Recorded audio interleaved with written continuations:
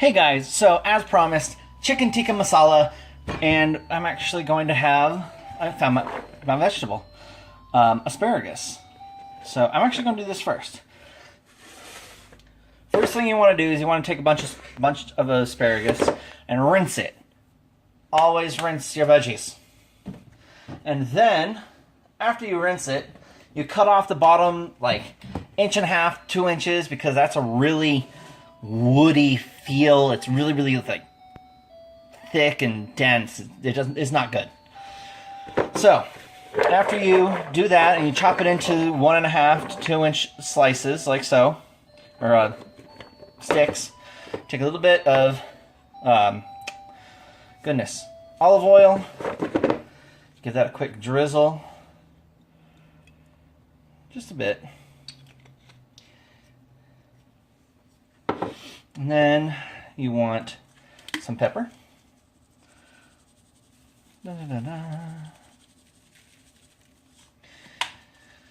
Some salt.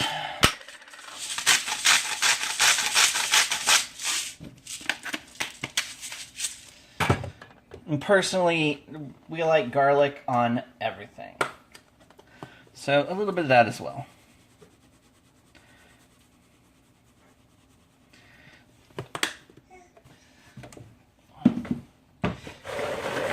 Swirl that around, give it a couple of good tosses, a few times.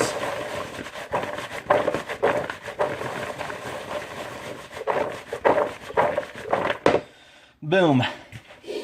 That smells great. Now put that aside so that we can deal with that later. Next, we're going to start our chicken in its marinade. In this bowl, I have plain Greek yogurt, minced garlic, so a 1/4 cup of plain Greek yogurt, a clove of minced garlic, 2 tablespoons of lime juice, and 1 tablespoon of olive oil. The recipe calls for peanut oil, but we are an olive oil household. It's a lot healthier. So you want to take that and you want to get it all mixed up, like so. Every last bit. It might be easier with a small whisk. If you have a small whisk, that's awesome. If not, use a fork. You will probably hear music in the background. That's just my son. He is playing.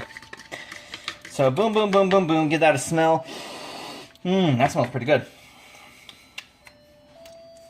Then you take your 1.5 pounds of chicken breast.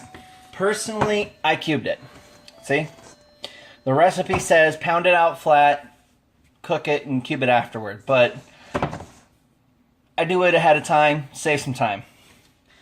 Toss this marinade that you just mixed up into the chicken.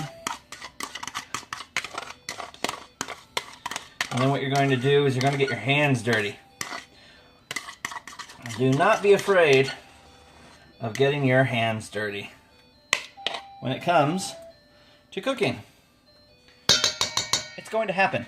Also, clean up as you go so you have less to clean up later on.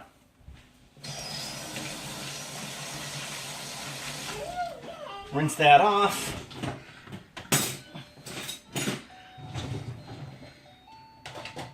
Straight into the dishwasher.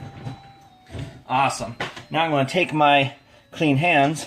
I'm just going to dig in here. Mix all this up with the marinade. Just like that. Awesomeness. Cool. Now that is going to be set aside. Alright, now that you have given your hands a quick wash, you did touch raw meat after all, we're going to work on the sauce. So the first thing that we're going to do is we're going to take this, and here we have 1 tablespoon of cardamom, 1.5 teaspoons of cumin, think that was actually coriander. This is cardamom. Half a teaspoon of cardamom. Half a teaspoon of nutmeg. A teaspoon and a half of paprika. And half a teaspoon of cayenne. I don't know if you saw that. So, coriander, cumin, cardamom, nutmeg, paprika, cayenne pepper. Just give that a mix. With your finger, with a fork, with a whisk, with whatever. I'm just mixing it really quick with my finger. Oh, that smells really good. Oh my goodness, I love the smell of spices. So that is that. Fantastic. I am actually going to grab a whisk.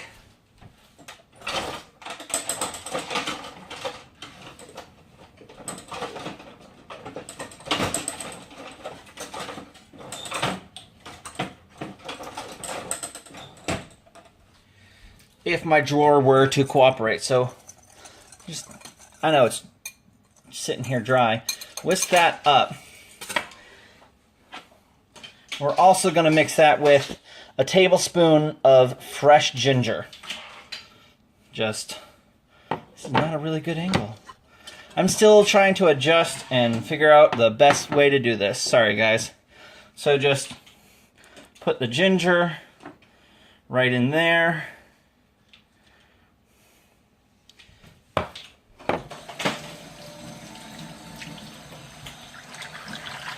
Rinse off your dirty dish, straight in the dishwasher.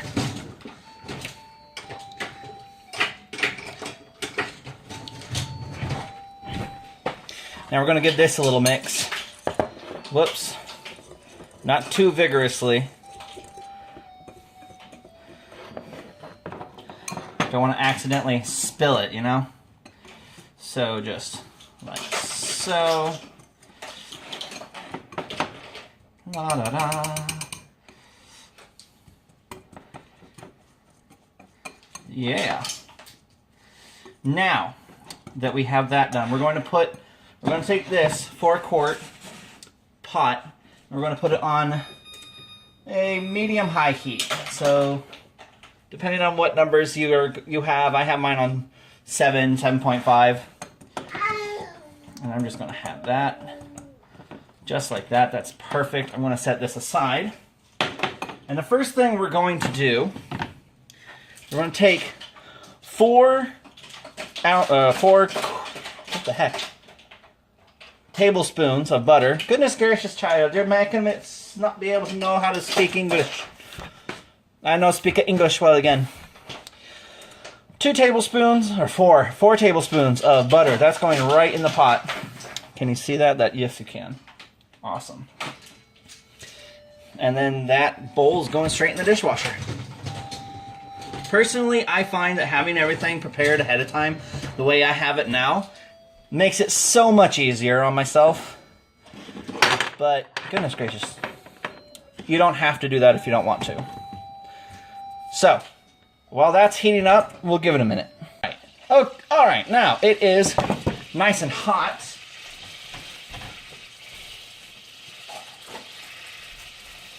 Grab yourself a spatula. I'm going to use a wooden spatula. Ta-da. Normally this would be used, like, chicken tikka masala is an Indian dish. And in India they use something called ghee, which is clarified butter. So usually this would be made with clarified butter. This is what happens when you don't use clarified butter. It's much better to use clarified butter. So now that butter is nice and hot, we're going to take our one large onion, diced up like so. We're going to toss that in there and give it a nice cook.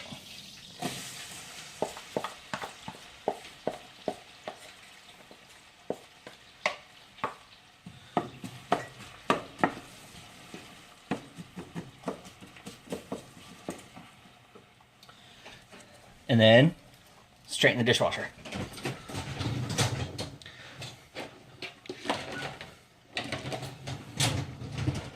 You might hear that a lot.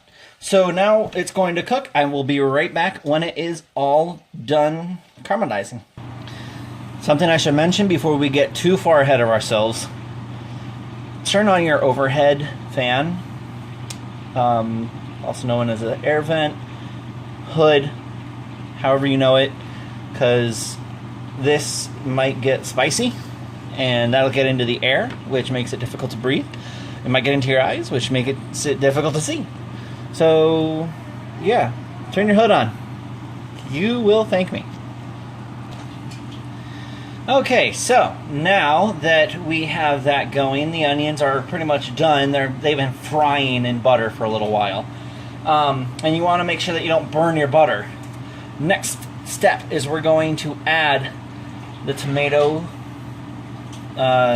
puree and a couple of other things. So, it is time to switch utensils. Do not put your wooden spatula into the dishwasher quite yet. You're going to use that for your chicken. Put it on here. Next, we're going to add that seasoning spice mixture that I said, as well as 1.5 cups of tomato puree. Half a cup, this is half a cup of heavy whipping cream and 3/4 of a cup of water. This is all going in here now.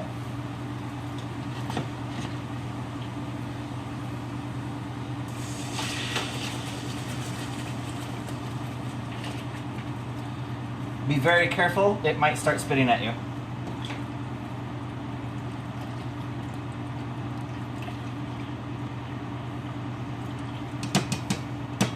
What you just saw me doing there is I was cleaning the bowl with the liquid so that all the tomato paste can come out.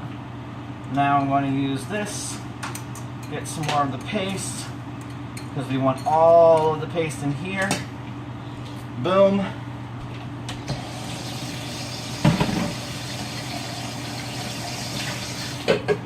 Rinse, not paste, I'm sorry, puree, the other P. Get the rest of the spice mixture in here.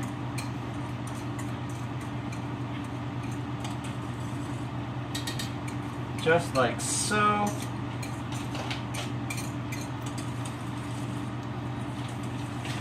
And now it is time to whisk vigorously. I will continue doing that in just a second. All of this, you know how it goes. Straight in the dishwasher. So boom. Bowl. Bowl. Measuring cup. Keeping it nice and clean. So, now what we want to do is we want to mix this, like I said, vigorously, so that it's all mixed together. Give it a good whiff. You want to smell it to see if it smells good. That smells amazing. Do you guys want to try it? I do. It tastes pretty good, but it'll taste better after it's cooked. So, you get this to a boil. Once it's boiling, we will come back to it. So that's just going to stay in there. Now we're going to heat this to a medium-ish heat. So instead of on 5 is my medium, I'm going to put it on 6.5. Let that heat up. And once that has heated up, we'll be right back.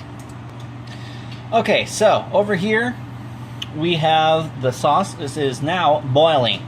So, since it is boiling, give it a quick mix and turn the heat down to medium-low, in that range, between low and medium-low. You want it to be simmering. Mind you, a simmer is like a really low boil. It bubbles every once in a while. You don't want to have it like blah, blah, blah, blah, blah, blah, the way like boiling water does. Ooh. That's almost hot enough. Oh, nope. Look at that. So, if this was a gas stove, it would be a lot easier to go from a rolling boil to a simmer, but since it's an electric stove, the spot stays hot. So you got to be careful. You can't just be like, okay, cool, it was just boiling 2 seconds ago, I turned it down, it's good, and walk away. Because if you do that, you're going to mess it up. It's just going to sit there and boil and slowly cool down. So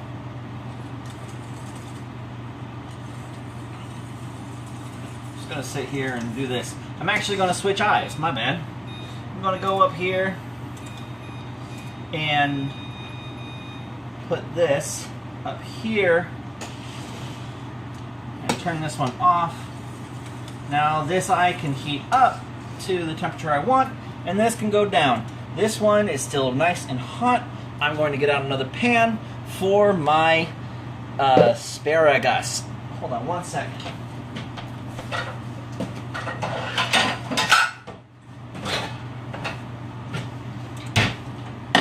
Boom, another pan. Fantastic. Isn't that awesome? So I'm going to turn this back on, and it will be on a medium-ish heat. This is now nice and hot. We're going to take oil and put it in the big pan, about a tablespoon, leftover tablespoon of your peanut oil, if you're using peanut oil, olive oil, if you're, whichever oil you're using, it doesn't matter. So, spread that around, make sure it coats evenly on the bottom. Now let the oil get nice and hot. You can tell oil is hot because the surface ripples on its own as if there was a light breeze going across it. It's really cool.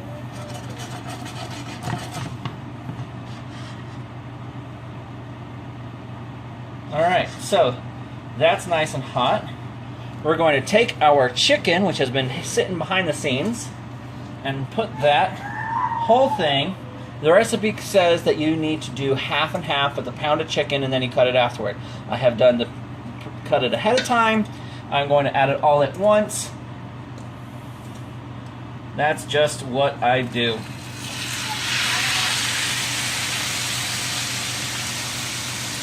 Make sure you get all of the leftover marinade, or at least most of it, in there as well.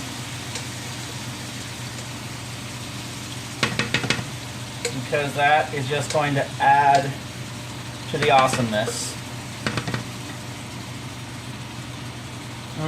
That already smells good. Rinse.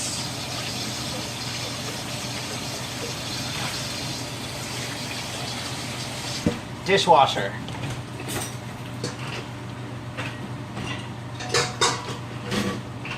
You do not want to have to clean up afterward because it sucks.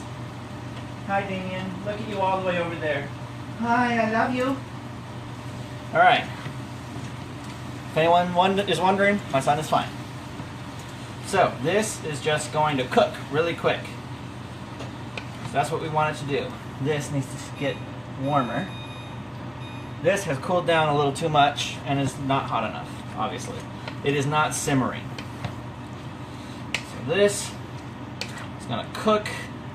I'm going to turn this up so we're on a medium high. I want to be done cooking before my wife gets home. So this we're going to cook until it is pretty much all cooked.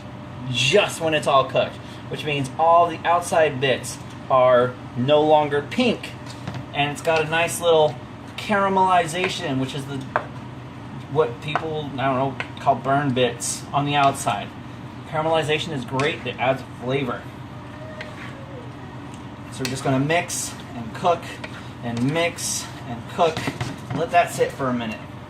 Check this pan. Is it nice and hot? It is, but I need to make it on the big one. Cool. So since that is hot, we're going to take our asparagus and we're going to just dump that after we mix it with all that other stuff right on there. Give it a nice, that sounds like it's good. Shut up, oven.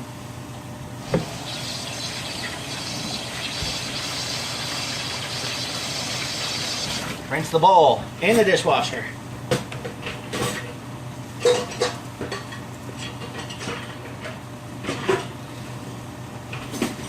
Alright, so, ooh, this is nice and bubbly. So this mix and cook Just like so. Repeat, repeat, repeat. I say the same thing over and over and over. That smells amazing. Let's give it a closer up. So, something I forgot to do over here. Salt and pepper, because I'm a silly person.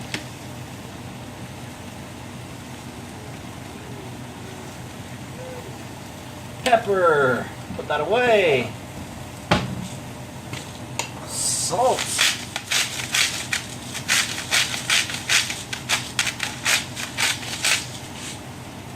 Amazing. Put that away. You can always take it out and do it again if it's not salted enough or peppered enough. Mix that up. It has now started simmering, and we're just going to let that simmer over here. Just do your thing. That's smelling amazing. Now, I don't use tongs or spatulas or anything for my asparagus. I just toss. I lost one. Dang it. So let that sit. Let it cook. Go back to your chicken. I forgot to plug in my microphone, so I might sound like I'm yelling, and I apologize. I kind of am, but I just want to make sure that you can hear me over the sound of this, and that. Alright, now chicken is going on high because I am impatient. So, some things that this will go with. I'm going to go with rice, the asparagus, and I'm also going to put or do some naan bread. I don't have any naan bread recipes. I am just using some store-bought stuff that I've had in the freezer, and I'm going to toss that in a 350-degree oven to make it nice and warm.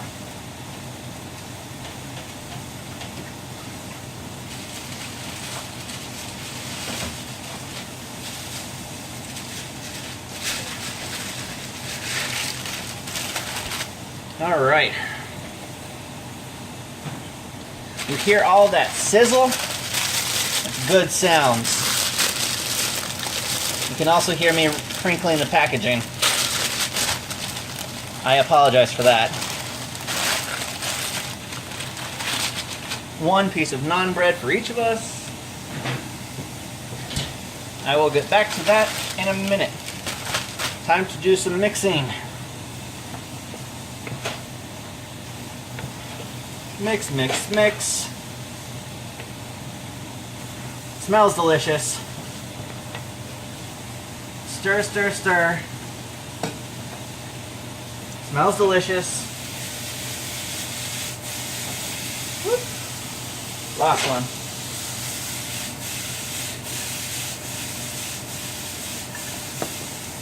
Dang it.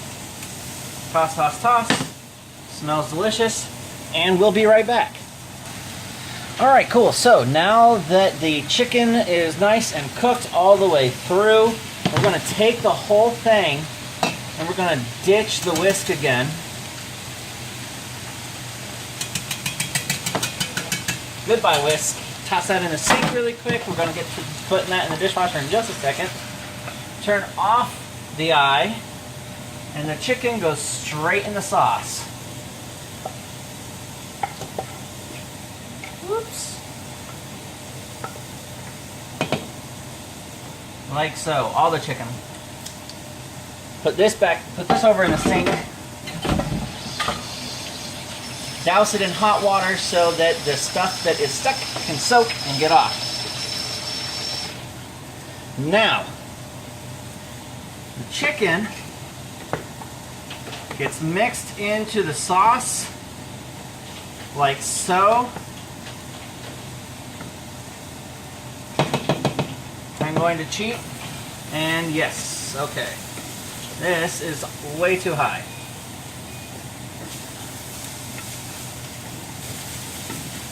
I don't want to burn this on accident, although asparagus with a nice char is absolutely delicious.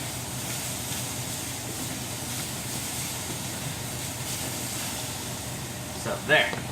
Now, mix all of this together.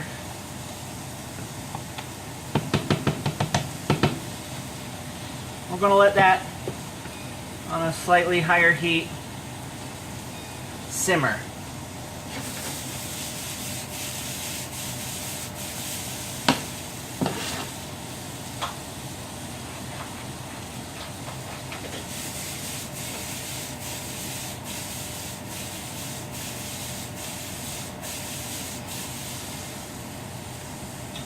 Oh yeah, the asparagus is going to be good. This, I'm sure, is going to be fantastic. Now let this sit and thicken up with the chicken in it. Oh, look at this little windy tornado with the stuff. Whoosh! Windy tornado with the steam. There we go.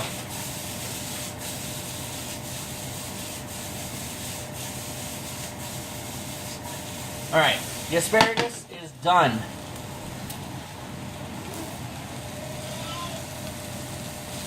That looks fantastic. I want to try one.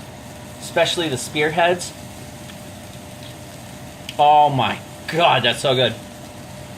Oh my gosh. And that's the other thing. You should always taste your food. It needs to be tasted before you can serve it. Otherwise, how do you know it's going to be good? I want to check on my naan bread really quick. I completely forgot to turn off that eye. Whoops. Naan is thawed out and soft. We want to get a little bit crispy, and we will be right back. All right. Now it's time to plate. Everything has finished cooking. Speaking of which, the naan bread is done. Time to do some plating. We're going to just swoop all the way over here, do this, and have a peek down this way. All right.